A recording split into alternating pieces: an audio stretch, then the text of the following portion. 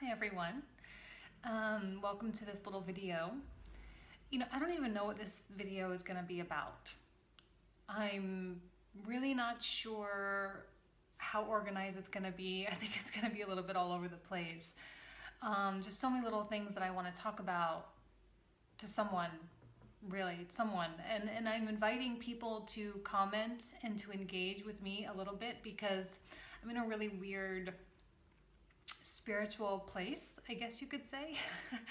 And it would be really nice to talk to people that have gone through what I'm going through.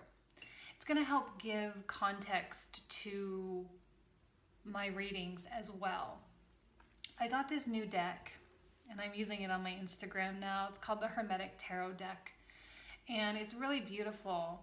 And it's kind of a consolidation of a lot of the traditional, like the really powerful decks, like the Rider-Waite and the Thoth or Tote, however you pronounce it, deck.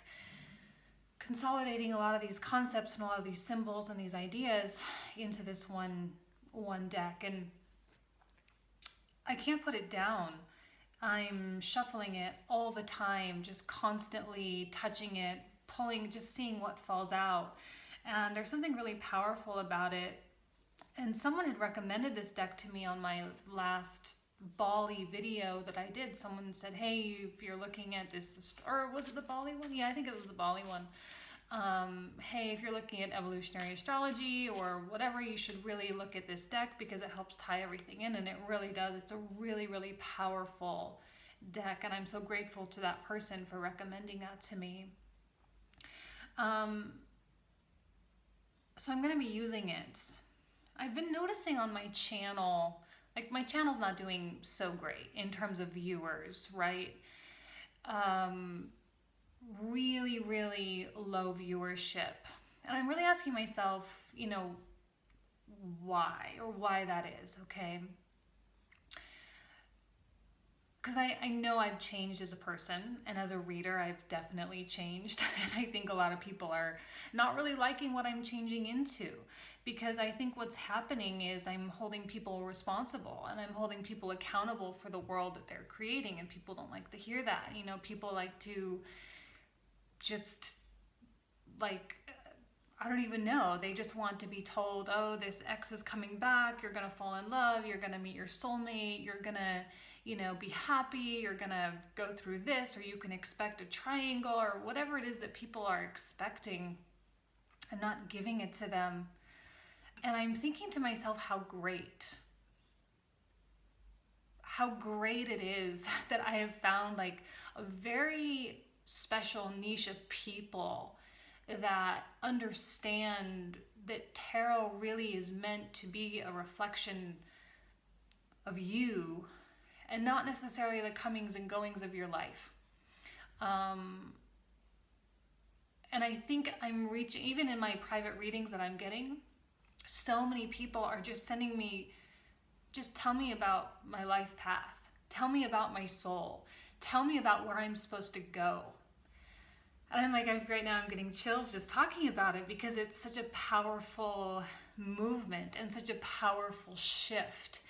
And seeing my numbers just plummet and not, that's fine because I'm reaching people that are probably very likely going through the same thing that I'm going through, which is a reduction of chaos in your life, a reduction of chaos, and just like aligning yourself with what feels is your true purpose, which is amazing. And to actually have as many as I do, I'm like, wow, that's an incredible number. That's an incredible amount of people that are on this journey themselves.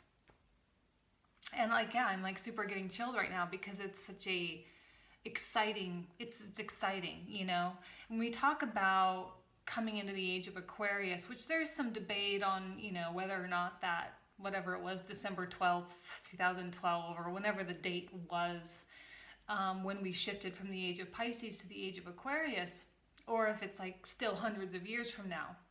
But either way, we're at least on the upswing into this age of Aquarius as a whole, as a collective.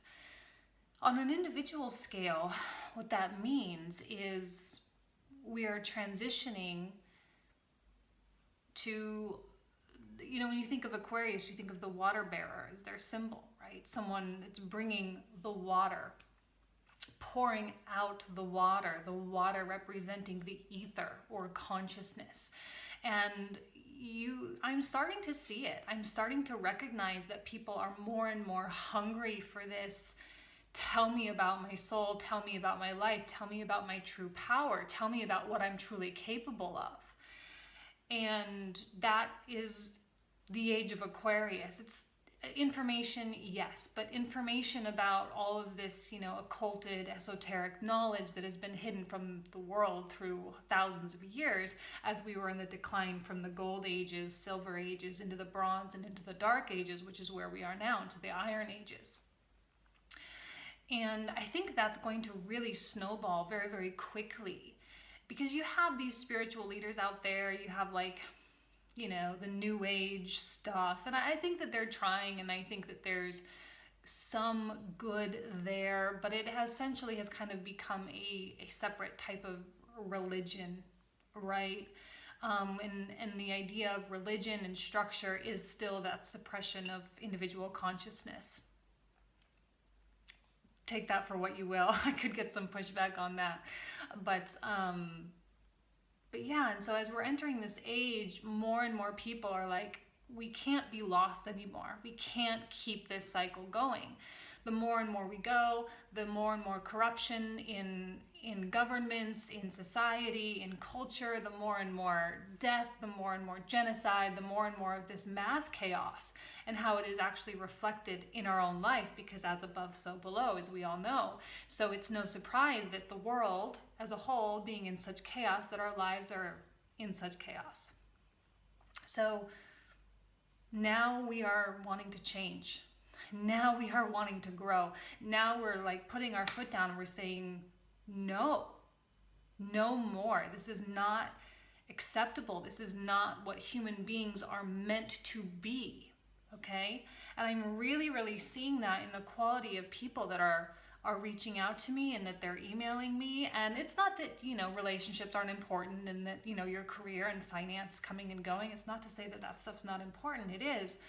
But it's more the understanding that those circumstances are a reflection of the inside. And I'm just touched. And like, I'm happy that I'm kind of weeded through a lot of the people that are just like, well, I want my boyfriend back, and that's all. And if I don't get him back, then you know, that are so angry about little things. I know love's a big thing, but it's a little thing. You know, it really is. And I'm happy that I'm not having to have these types of conversations really anymore. So I have little notes of things. I don't really even know. There's just so many little elements. And I have here Hermit mode. This is going to be a long video, by the way, guys. Hermit mode is a very interesting mode. It's very, very powerful. I'm not saying it just because I'm a Virgo and it's the representative of Virgo, okay? But I would argue that it is the most important card in the major arcana, because Hermit mode, the Hermit, because it truly is the understanding of knowledge and truly understanding of wisdom. Not the understanding of wisdom, but understanding the knowledge that we have acquired and acting upon that understanding, acting in accordance with that understanding. And it speaks to esoteric knowledge. It speaks to all the things that these occulted, you know, the Hermetic traditions, the Kabbalah, the numerology, astrology, tarot. It's all included in this knowledge. Alchemy and the Egyptian, even mythology and the Egyptian stories and all these things, you know, they speak to that acquisition of esoteric knowledge and understanding consciousness, understanding your power, understanding your masculine and feminine side, understanding your soul, understanding your purpose, understanding why certain things are occurring in your life, as above, so below, as Uranus transits this particular planet, or as Venus squares Saturn. Yeah.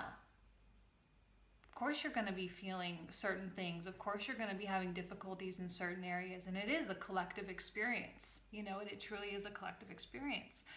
And I'm taking the Hermit mode to a literal level, I guess you could say.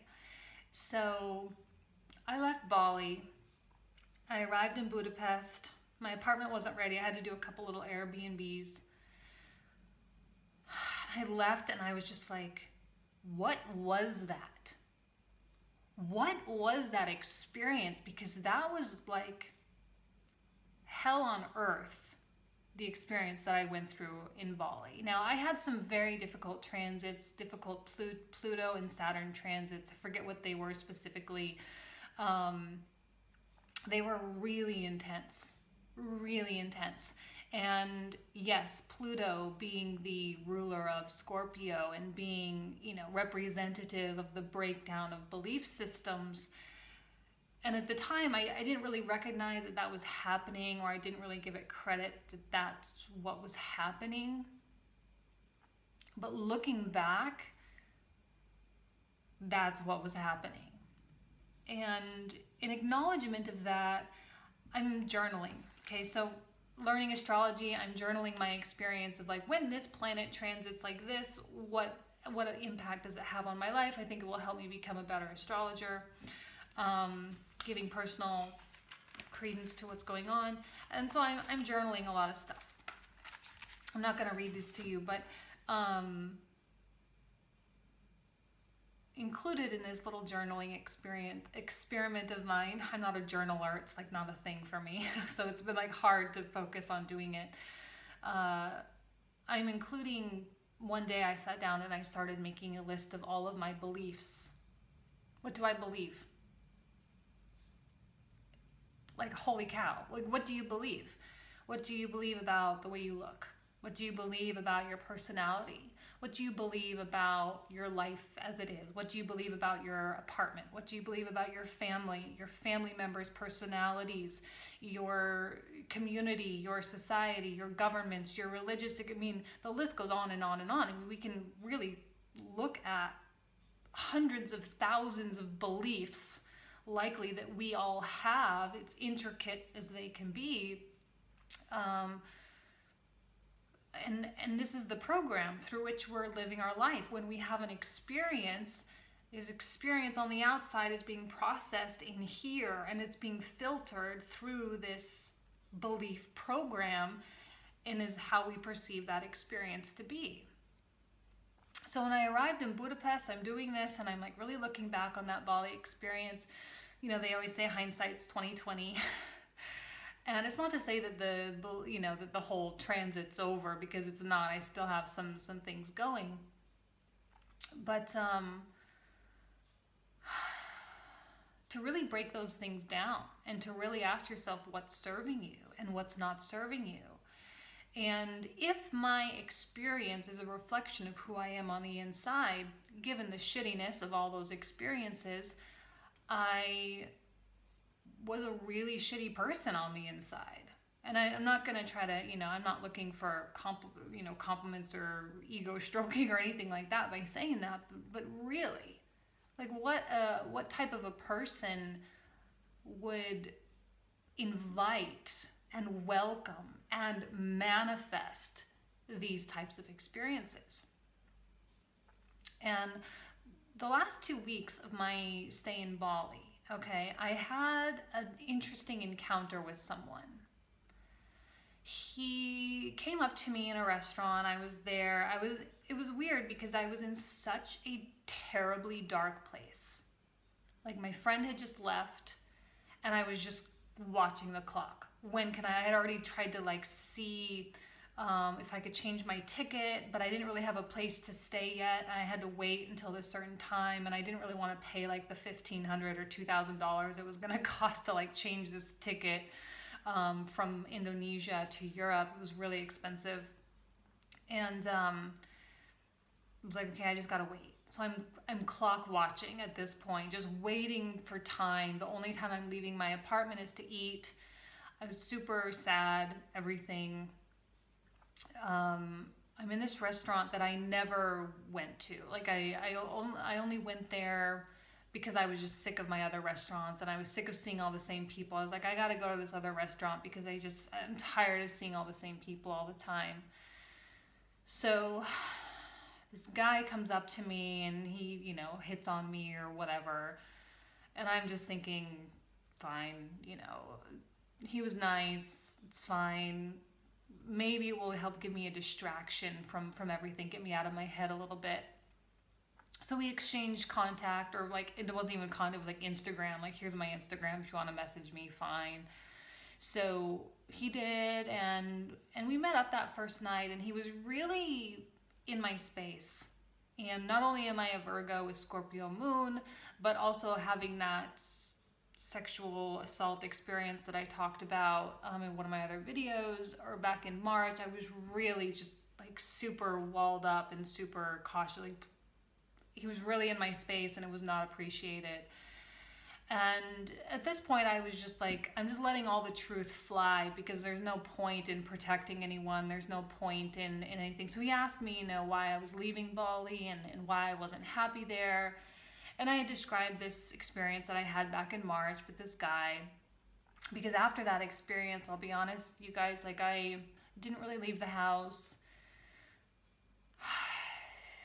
Hoodies and sweats in Bali, okay? Hoodies and sweats and sneakers, and only leaving the house to drive around on my scooter, normally in the morning when traffic wasn't bad, and to go eat, and that was pretty much it. The rest of the time I was spent in my apartment or in my home. And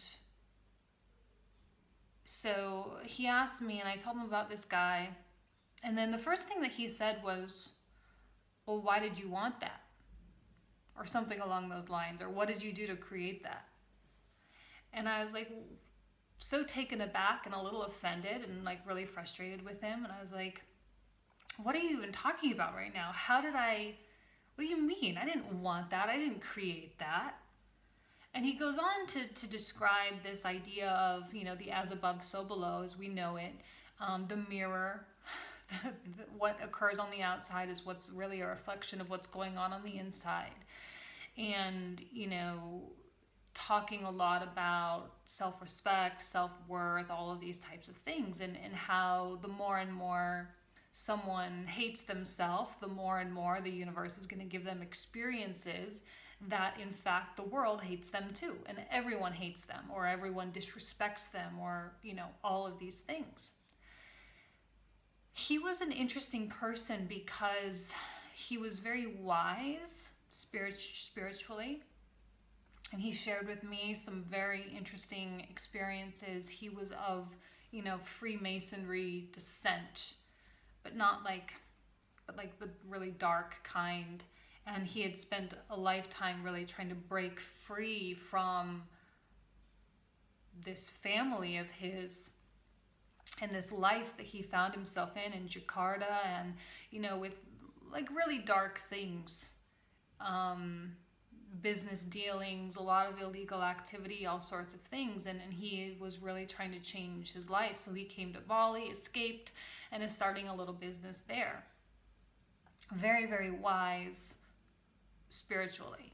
Has been through a lot, has had a lot of experiences, and wasn't afraid to talk about, you know, weird supernatural experiences that he had. You know, some people just had like, they just have this openness about them, and they invite these supernatural experiences from birth, from childhood, and being so exposed and so raw. He had so much to share, and I just was like, oh, like, tell me everything. I want to know everything you know. And, you know, he and I had a very intense connection. Even though I really didn't like him at first, you know, it's like one of those like, oh God, this guy, you know, and you really don't want to, but you end up doing it anyway just to distract yourself, and then you end up like, wow, this is an amazing connection. And you know, he and I both just, it was one of those where you're the same person. But that's the thing, right? You're the same person. You attract the same person. You attract everything that you are. And in spite of the fact that he was very wise spiritually, which maybe I'm a little bit more wise spiritually than I realize, but he was a mess in life, doing good for himself, but he was still a mess, and he still had a lot of psychological things going on given his childhood. I mean, he described one experience where his mother was really angry at her mother, so his grandmother, and she locked herself in the bathroom, so his grandmother came at her with an axe and like chopped down the door. You know, like he comes from a very broken, very dark, addiction-driven family, so he's dealing with all of that, and I'm dealing with my own stuff too. So it was a true, like, intense connection. We are the same person. And we were, I'm not going to say we were twin flames, I'm not going to say we were soulmates, but we were the same person.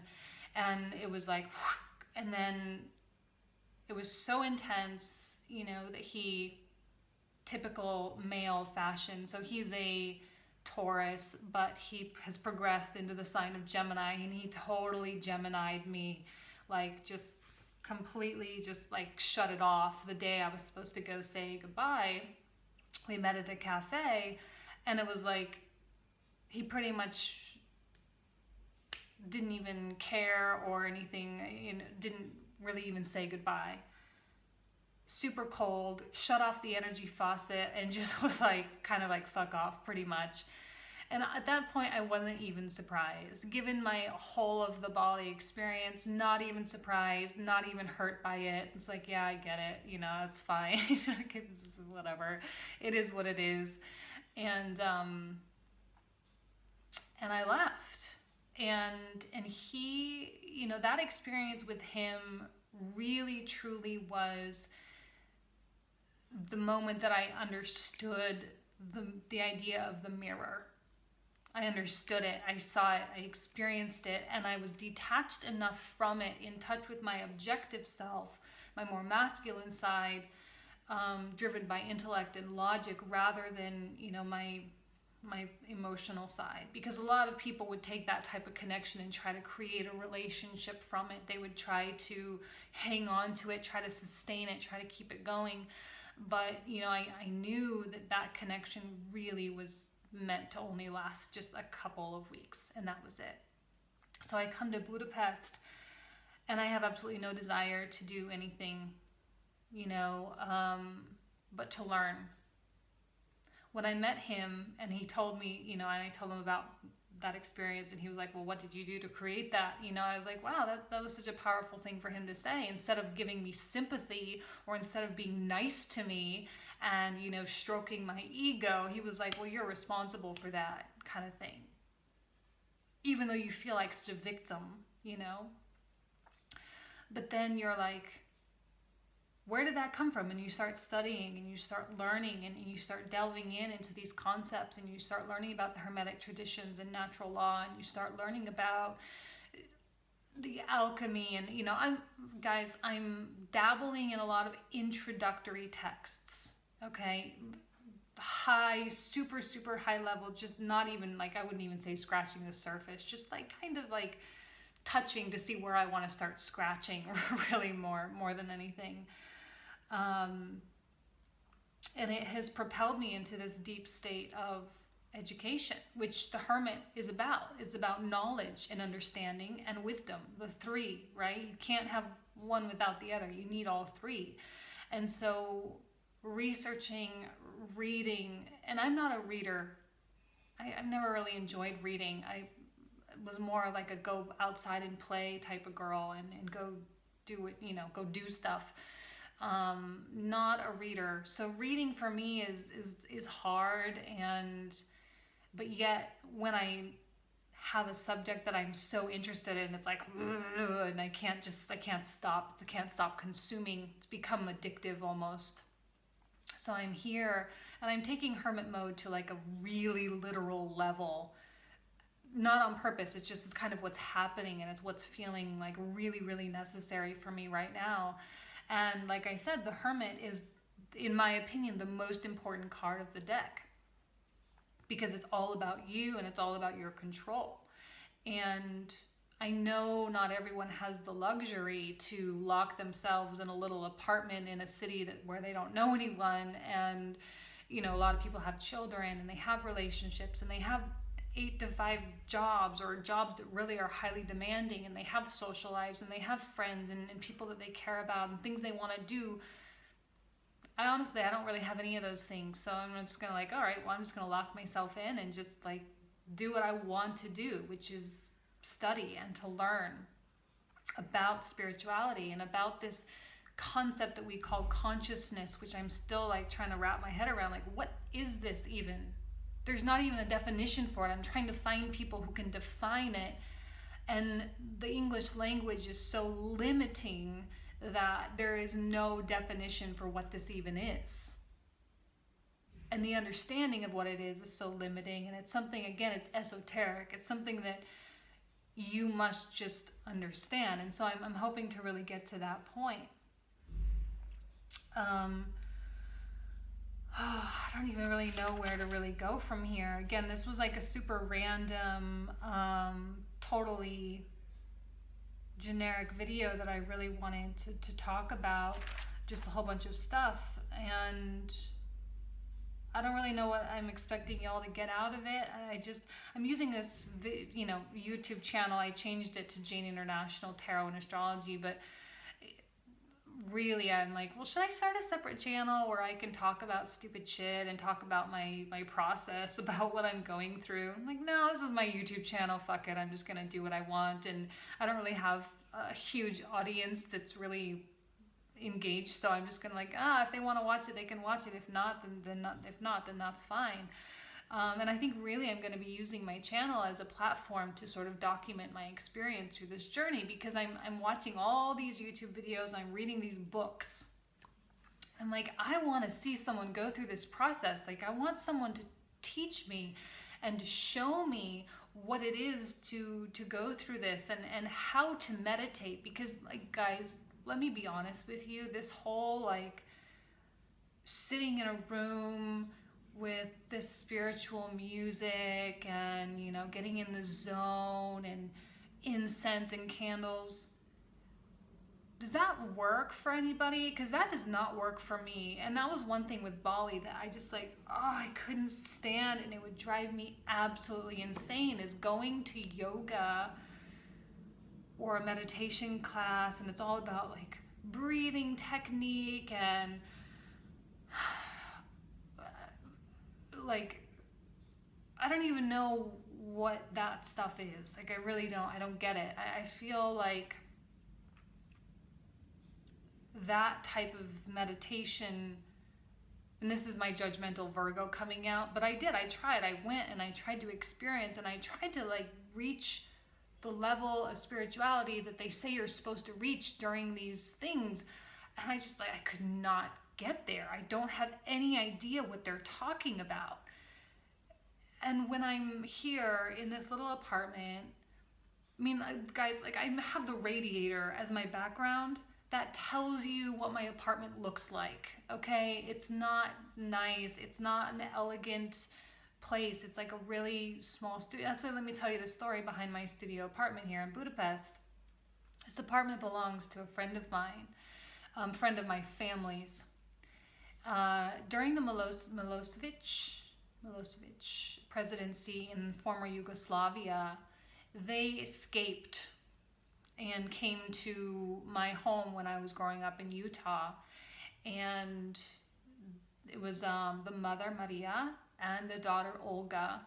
They came to Utah, and Maria and my father worked together, and they published some research together, and we went to school with Olga. And then when the semester and the season was over, they came back to Budapest here for safety during a lot of the NATO bombings. They're originally from Novi Sad.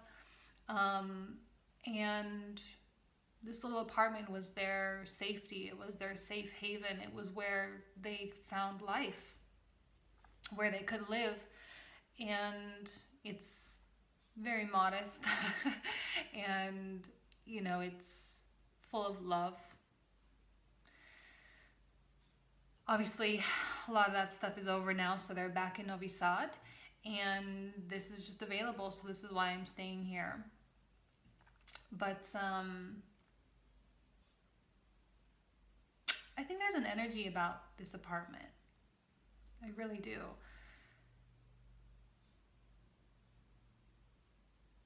Like, the love is carried over. I don't know. I don't know what it is. But there's something really comfortable. I've never felt that before. Really never felt it before. Yeah, so the changes to my channel. Look, guys, I don't really care. I don't really care about my channel.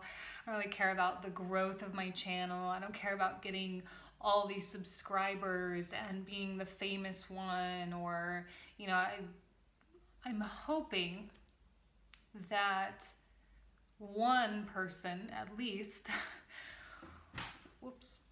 that one person at least will feel somewhat inspired to get to know themselves, you know, in a way that I have. And I know a lot of people that are watching this are probably like, oh, she's doing it, and I've been there too, and I know what she's talking about. And, you know, and there's people that are so much more developed than I am, and so much more grounded, because I'm not grounded right now, guys.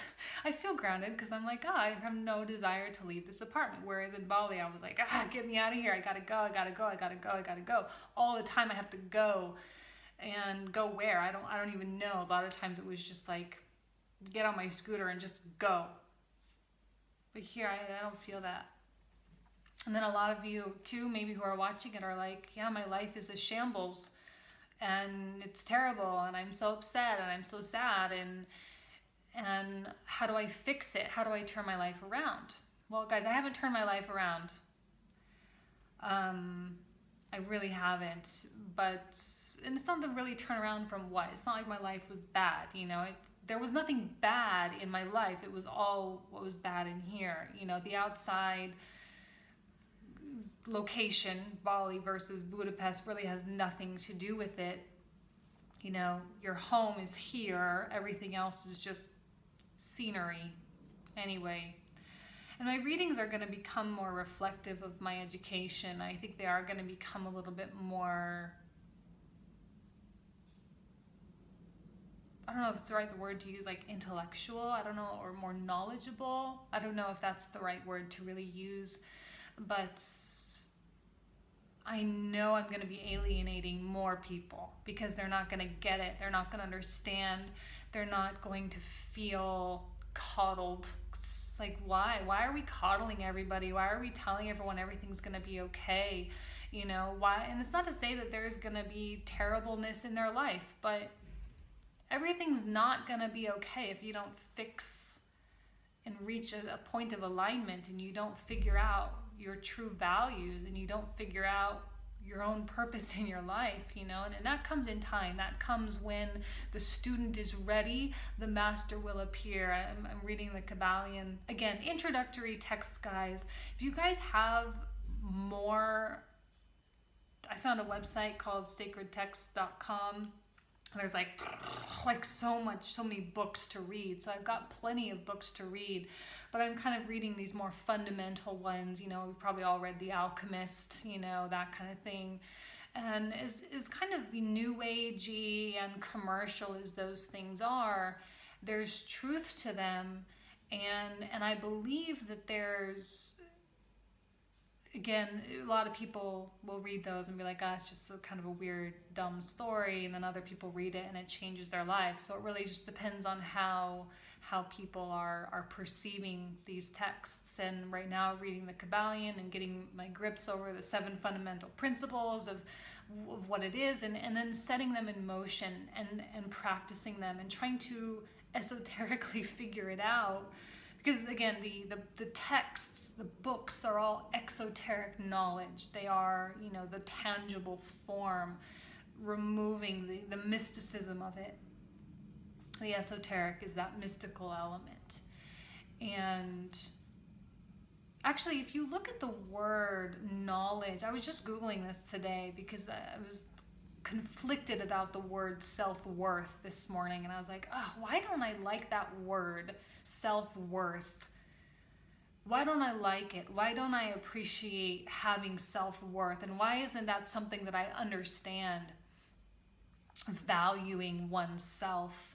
And I was looking at the etymology of that word, and it was like worth, is usually an adjective, could be a noun, something having worth, something having value, but it was all in a materialistic sense. Value, price, quality. And I'm like, I don't think that that's a concept that we should be applying to our soul. These are my thought processes in the morning. I wake up and I'm just like writing random shit that like probably people don't really care about, but I'm like really Googling this stuff, trying to figure out why self-worth is such a thing in our society and why it's like, I don't know, I don't think that should be a thing, to place value meaning. And I'm trying to think of things that are, like the sentimental things that have value, that have no price, I think that's more of what it is, the pricelessness rather. But I'm leaning more towards self-respect when I talk about my soul, or I don't even know why I'm talking about this, where I even got on this little rant. Like self-respect, and where the word respect comes from. It comes from the Latin re, which means back, or like to look again, re, and spectere. Again, I don't know if it's Italian. I know I'm learning Italian as well, and the C is like a ch, so I don't know Latin, but spectere or specere, I don't know. But to look at again, to re-examine, to reevaluate, all kind of adjective or synonyms for this word respect. Like, wow, that's kind of a powerful thing to look again, to reevaluate, your own values, your own value system, the things that you find important. To have respect for yourself means to reevaluate yourself, I guess, and to check yourself, And I think that's kind of where I'm going is more leaning toward self-respect and finding a platform that I can really stand firm on. And again, it's a lot of that breakdown of those belief systems. I'm writing all these beliefs, and I'm like, holy cow, I believe so many things, and what is serving me and what isn't serving me. And again, the meditation thing, I find that just sitting or going for a walk, or like, I've never done so much thinking about thinking in my life, like thinking about thinking about the process of it, thinking about what goes on, thinking about how it occurs and how it happens. And when you learn about the quantum physics and this concept of the holographic universe and how everything is just a projection outward, and how the thoughts are coming from a different source and not necessarily from within, it's just like there's all these elements of like relearning how to think. And so again, I'm all over the place right now because I don't have structure to this, because I just this is my Chiron in Gemini right now happening, and my Uranus in Sagittarius opposing each other. This is what's happening right now. It's like a whole bunch of random stuff going on. But yeah, like relearning how to think, relearning how to learn, relearning and reprogramming your brain. Like that is an incredibly powerful process to go through, and it requires a significant level of deconstruction and time. And a lot of people, like I said, like I'm locked up in this little apartment here, and I've got time. I work still, but I've got time. And people that don't have time, family, kids, mortgage payments, jobs, friends, parents, all these things that take up our time, when time is really the most precious asset of our lives. Not kids and love and all, but you know what I mean. Like it's our most precious asset. And to be dedicating it to everyone else, that's tough. And it's no wonder why we all feel so lost and we all feel so confused, you know. And if we tell our family, hey, I need to take a couple weeks, and I tell my boss, hey, I need to go take a couple weeks, I gotta go meditate, everyone's gonna laugh at you. Like, you know, you got responsibilities, you gotta take stuff seriously. I'm just gonna let you go, and you know, but it's the most important thing. Hermit mode is the most important thing. It is. And we as a society do not value it the way we should, and I'm shoulding us. We should value it much, much, much more. Again, that word value. I guess it's hard nowadays to really take the time away to reprogram ourselves and to deconstruct ourselves. And it takes a lot of work, and it takes a lot of time, it takes a lot of energy, a lot of conscious energy. We need to be aware of what we're doing. We need to be helpfully doing it and not doing it in a deconstructive way either. But yeah, so again, changes to my channel, changes to my readings, big time changes to my readings. And even these cards, like they're not even that gonna be showing up that well on the screen because they're so detailed and they have so much going on in them that, you know, I don't even know. I'll probably just be showing my face just so people don't get distracted by the artwork, because it's not about the artwork, it's about what the artwork inspires me to say and the meaning of the card inspires me to say.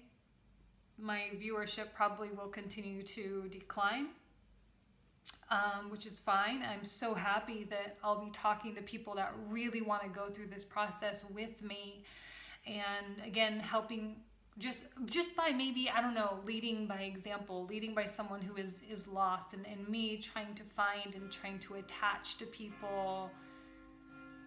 Attach is maybe not the right word, but to try to reach out to people to help mentor, help guide me. And if you are someone who's willing, you know, I'll be more than happy to talk to you. But in my education, and again, I'm just kind of dabbling in so many areas, really focus on astrology right now, but using all of them because they're so interconnected. You cannot have one without all the rest. You need all of them.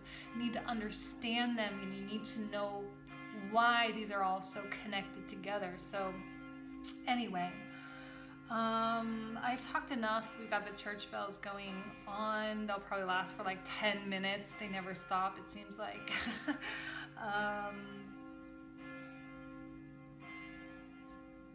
Yeah, I guess that's it. I'm going to be doing more videos, random stuff like this. I'm going to keep it on this channel. I'm not going to make a separate channel. Just tarot and astrology as part of occulted knowledge, or as part of esoteric knowledge, you know. And yeah, that's it. I'm getting ready for September, guys. So hopefully I'll see you guys there. And that's it. Thanks for watching.